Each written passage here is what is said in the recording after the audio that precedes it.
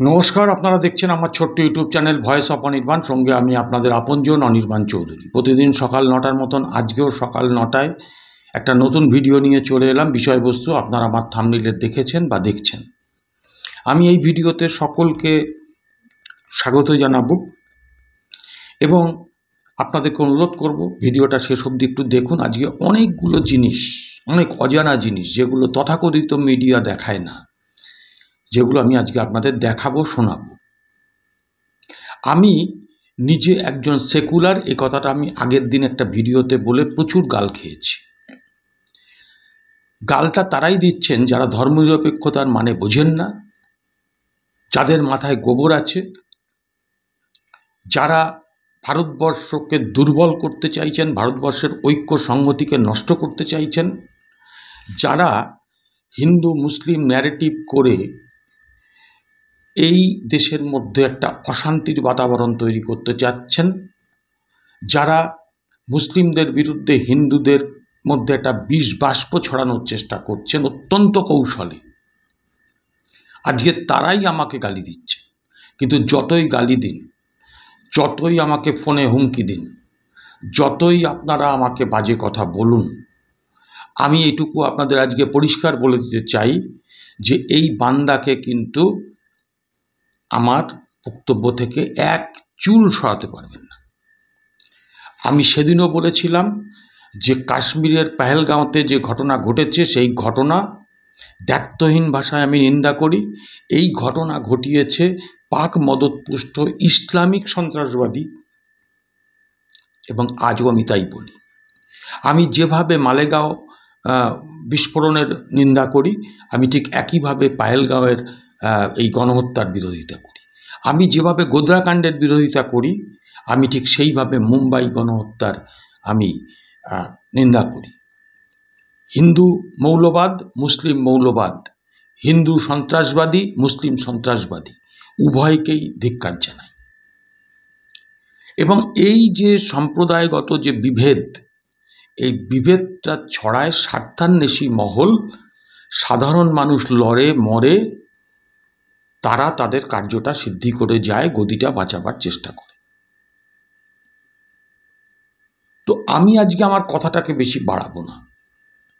সেদিনকে যারা আমাকে গালি দিয়েছেন এবং অত্যন্ত নিকৃষ্ট ভাষায় গালি দিয়েছেন, তাদের জন্ম বৃত্তান্ত নিয়ে আমার সন্দেহ আছে, তাদের পারিবারিক পরিচিতি নিয়ে আমার সন্দেহ আছে, তাদের লেখাপড়া জ্ঞানগম্যি নিয়ে আমার যথেষ্ট সন্দেহ আছে।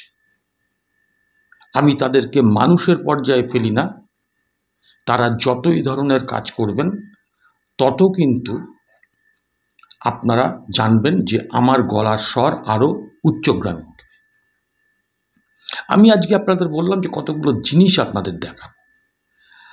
এই সংকটময় মুহূর্তে ভারতবর্ষ সরকারের পাশে সমস্ত রাজনৈতিক দল আছে। আমি একজন ভারতীয়, আমিও আছি, আমার দেশ আগে।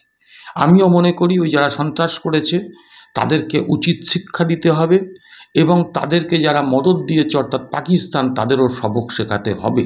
কিন্তু পাকিস্তানের সাধারণ জনগণকে নয়, কারণ পাকিস্তানের সাধারণ জনগণ মানেই কিন্তু ভারত বিদ্বেষী তা নয়।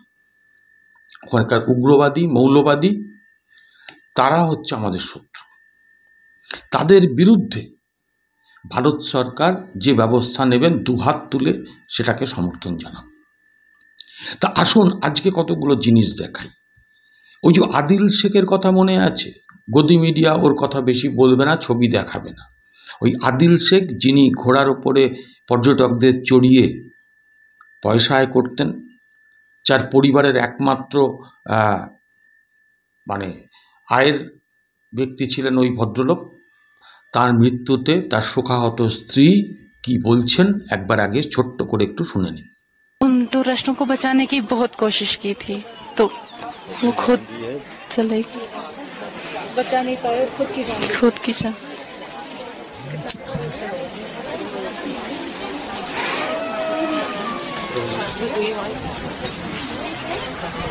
আচ্ছা, একটা কথা বলা হচ্ছে ধর্ম দেখে দেখে মারা হয়েছে।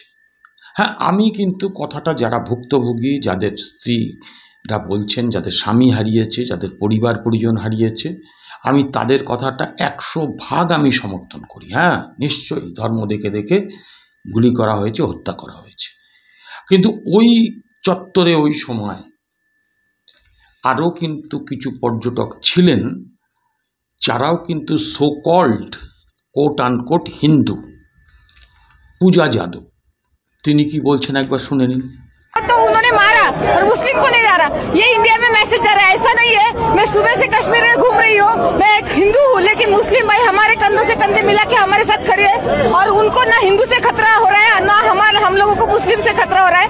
ये सब उन लोगों को करना है और हमको भारतीय होने के नाते ये सब उनका जो इच्छा है कि यहाँ पे कश्मीर में लोग नहीं आना चाहिए, वो बताना चाहिए कि हर कश्मीरी वो हिंदू हो या मुस्लिम हो वो पर्यटकों के साथ है। শুনলেন, সেখানে একজন স্বামী হারিয়েছেন, সেই স্বামী হারা স্ত্রী সেই রাজ্যের মন্ত্রীদের সামনে কিভাবে ক্ষোভ উগরে দিয়েছে একবার শুনুন, দেখুন, কি বলতে চাইছে বোঝার চেষ্টা করুন।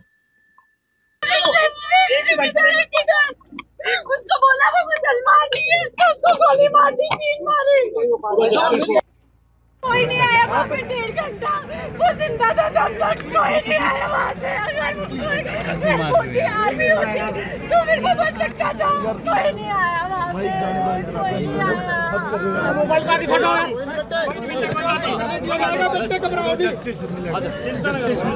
I want them dead। जिन्होंने मेरे भाई को मारा मुझे वो dead चाहिए। তো শুনলেন বড়দের কথা, ছোট ছোট বাচ্চা শিশু যারাও গিয়েছিল বাবা মায়ের হাত ধরে, একজন শিশুর একটা বক্তব্য আমাকে প্রচণ্ডভাবে নাড়া দিয়েছে, একটুখানি খালি আপনারা শুনুন। सरकार तो गई हुई है, मतलब इतना बड़ा आतंकवादी का हमला हुआ, उनके कुछ पता ही नहीं है। इधर पूरी नीचे पूरे आर्मी का बेस है, उन्हें पता ही नहीं है, मतलब कुछ भी है। मतलब चाहता हूँ कि पहलगाम के ऊपर आर्मी रखो, 2-3 रखो पर रखो। এখন দেখুন, আমি দোষারোপের মধ্যে যাচ্ছি না। সর্বদলীয় বৈঠকে শাসক দল বিজেপির সরকার তারা একথা স্বীকার করেছে অত্যন্ত সততার সঙ্গে যে হ্যাঁ, নিরাপত্তা ব্যবস্থার মধ্যে কিছু ত্রুটি ছিল, অস্বীকার করেননি, কিন্তু সেই দায় কাঁধে নিয়ে পদত্যাগও করতে চাননি। কিন্তু দেখুন, এই যে নিরাপত্তা ব্যবস্থা যাদের ওপরে, যারা সেনাবাহিনীর বিভিন্ন সেক্টরে কাজ করছেন অতন্দ্র প্রহরীর মতন, নিজেদের ঘর সংসার বাচ্চা স্ত্রী পুত্র সবাইকে ফেলে রেখে, বাবা মা সবাইকে ফেলে রেখে -2 ডিগ্রি টেম্পারেচারেও যেমন কাজ করছে, আবার প্রখর রোদের মধ্যেও কাজ করছে। আজকে সেই সেনাবাহিনী প্রায় 1.5 লক্ষ সেনা নিয়োগ হচ্ছে না, পদ ফাঁকা।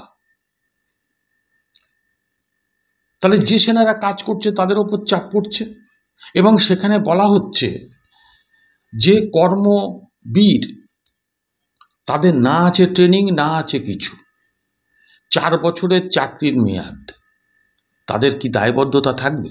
ছাগল দিয়ে লাঙল চাষ করানো হবে নাকি? নিরাপত্তা ব্যবস্থাটা কি পর্যায়ে যাবে? পারবেন ওই কর্মবীরদের দিয়ে প্রধানমন্ত্রী স্বরাষ্ট্রমন্ত্রীর নিরাপত্তা রাখতে? পারবেন না। তা আজকে একজন রিটায়ার্ড সেনা প্রধান তিনি কি বলছেন এবারে সেইটা শুনুন। During COVID, this army, for 3 years there was no recruitment.